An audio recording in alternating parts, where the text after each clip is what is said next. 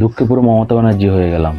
মানুষজন দেখে একজন আরেকজনকে রেখে পরকিয়া করছে, চিট করছে, আর আমার কপালে সে একজনও জুটছে না।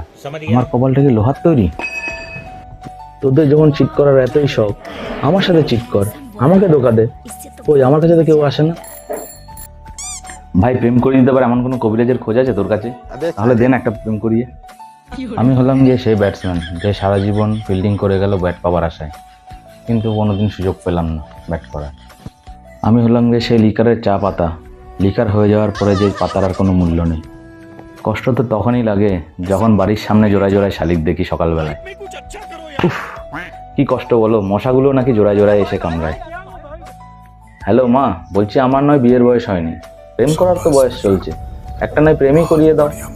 হে অ্যালেক্সা, তুমি কি আমার গার্লফ্রেন্ড হবে? হ্যালো জেমিনাই, বলো তো কি করলে মেয়েরা আমাকে পাত্তা দেবে? হায় রে, কি দুরবস্থা আমার। আমার লাভ স্টোরি নিয়ে যদি একটা সিনেমা হয়, ট্রেলারেই তো পুরো সিনেমা শেষ হয়ে যাবে।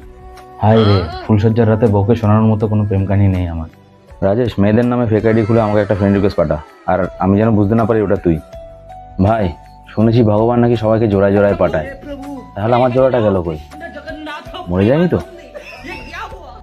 ভাই, গার্লফ্রেন্ড থাকলে কত কিছু যে গিফট পেতাম। গার্লফ্রেন্ড নেই তো কি হয়েছে, অনলাইন তো আছে। তুই কালকে থেকে অনলাইনে আমাকে গিফট পাঠাবি, পয়সা আমি দিয়ে দেবো, কেউ যেন জানতে না পারে।